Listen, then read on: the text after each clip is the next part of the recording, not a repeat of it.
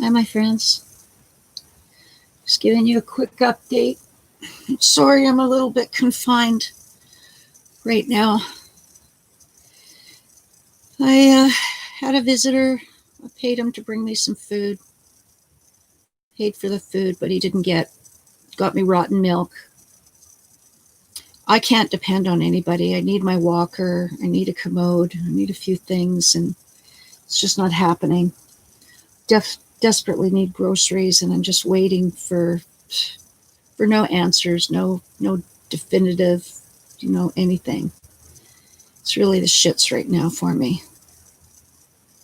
My leg is completely it's like dragging along a frozen pole right from my cheek of my arse right down to my toes. And when I lay down and I try to get up, it's impossible to drag my leg along and walk. But I do it anyway. I've cleared the path in my hoarded house significantly. I get up and I clean. I do my kitchen spotless, my bathroom spotless.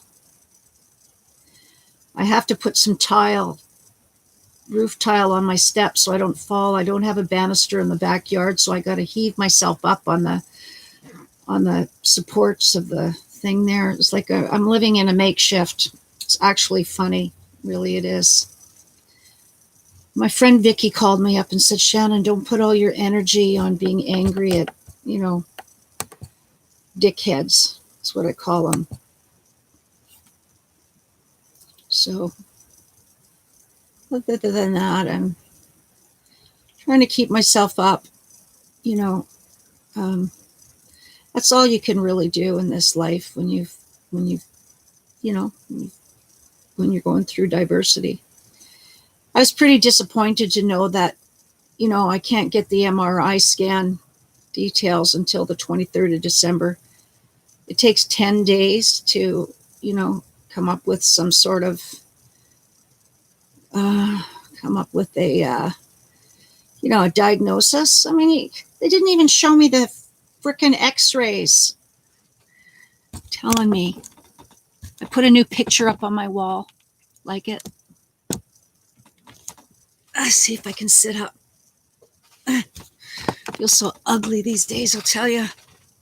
From having long hair to try and bring my legs atrophied a lot. But anyways, it's painful. I'm up. Try to be up for you. Well, I put some little things around the house to have little prayer vigils, that sort of thing. Haven't had my first decent cup of coffee yet because the milk that he brought me is curdled. I hate black coffee. My cereal was terrible. I have to eat oatmeal. I depend on the coconut almond milk, and the guy is so not there that, go to the milk wall. He went to just, some stupid little section, and it's happened to me before. I told him I want the bag of oatmeal, the kind that you get yourself. It's in a bag. Clearly it's in a bag. He bought me the instant packages that are full of sugar. That's why being sick sucks, because, if people don't have good eating habits, they're going to buy you their bad eating habits. That's the way it is. People have bad attitudes. They're going to bring their bad attitudes towards you. That's the way it is. My friend came over last night and he drank like 6 beer. I gave him a haircut. He looked really good. He hadn't had a haircut in 4 months. I'm a barber, hairdresser. I'm many different things. But I made him a pizza. Didn't eat the pizza until it was absolutely bone cold. And, I got to get up the energy and do something. And, I try to do whatever. And it's just, it is what it is. I've always had like a Mod Podge of soup kind of people, right? That's the way it is. I mean, I don't have anybody like, and this is where I know that a lot of times the people that I've met in my life, I've always been an extremely stable person to help people, and I go to the letter, to the law, and I help people, and I make sure. I mean, I'm not I'm not somebody who misses a beat. And my nurse was pretty impressed that I set up my own nurse's station, so I could have my medications put in a proper place. And I hope I don't. I'm wearing shorts, everybody. Oh, I can't do it that way. Uh, so it's just staying on top of the pain, and watching YouTube, playing a little bit on my piano. And when I feel up to it, I skim down my stuff, and look at what can I do today that'll make me feel better. And that's what you got to do, with people, everything. I've been really giving away a lot of stuff, and it's a good thing, because if I can't beat this, let's say hypothetically, we're not all Superman, Superwomen. You got to take down the statistics, and there's a whole recipe of treatment, and if one part of the treatment plan doesn't work, it's going to affect the other parts. And so this is where you got to just back off and understand that this is COVID time, and it's a time that's pretty bad, and not everybody is going to be able to be on top of it, because they've got too many things that they have to do. So on that note, it's just, if you got to go, you got to go.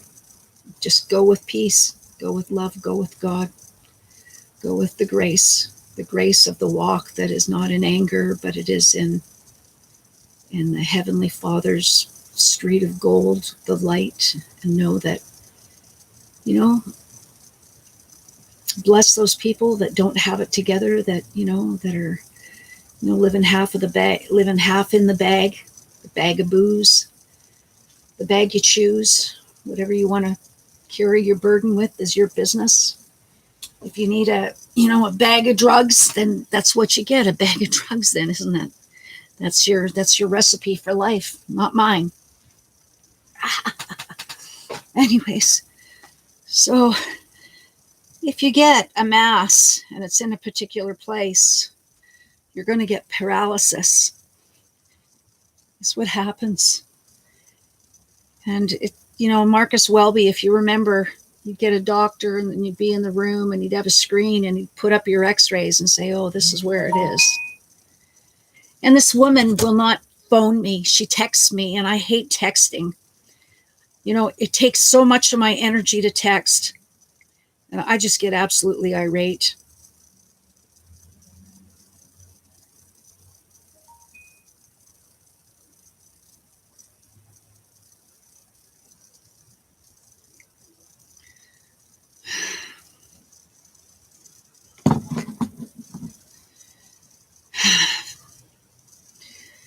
Absolutely hate texting.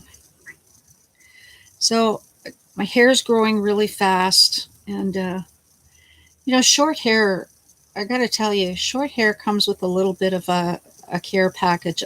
I don't know, or a profile definition, but short hair is absolutely a menace. I mean, if you've lived with short hair all your life, and your face is, short hair is meant for cute, young, whatever, really cute, little different types of features. My features do not match short hair. But I knew when I had, I knew I had cancer even before they told me I had cancer, because I knew it. I'm a divine person that has very deep intervention. I get the signs before most people ever even know that there's a sign. And I cut all my hair off knowing, and I donated it for children with cancer. And I knew that, if I can beat this, and I know that it's God that does it, not you. You know, God's the one. So I'm going to be growing my hair back long, and it's going to be beautiful when I turn 60. And I've made my will out in my heart of what I want to do. And you know, all the textiles in your life, all the books, all the paper, all the decorative things, there's definite things that can go, and there's things that can't go. And I decided to donate all my musical instruments to St. Paul's Church on the reservation. They get both my pianos, all 6 of my guitars, any of my other types of instruments.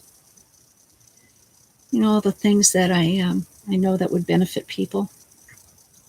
But my whole house goes to the West Vancouver Police Department, so they can have a big fund and help youth. And I'm not leaving dick off for my family. If I have to legally give them $1, then so be it. Here, take it. Buy yourself a coffee. And then, you know, wish you would have treated me better. Wish you would have believed me of all my abuse. So, you know, these are the things that you got to think about. I feel you have to very quickly get yourself in order, because you don't know what's going to go. So that's basically my stream. I'm going to go now. I may put some makeup on and try and make myself look a little bit better, feel a little bit better. I may venture out on my own. I have to get something. I can't depend on people. I honestly, really, truly have no use. I have absolutely no use for depending on anybody. I refuse to depend on anybody. I don't like depending on anybody, because I don't like to feel burdened, and I don't feel like I have to feel, oh, I owe you, and suck people's asses. I don't like it. I don't like it at all. If somebody's kind-hearted and enough to get me out and not make me feel like a burden, great. But those who make me feel like burden, rot in fucking hell. I'm going to go.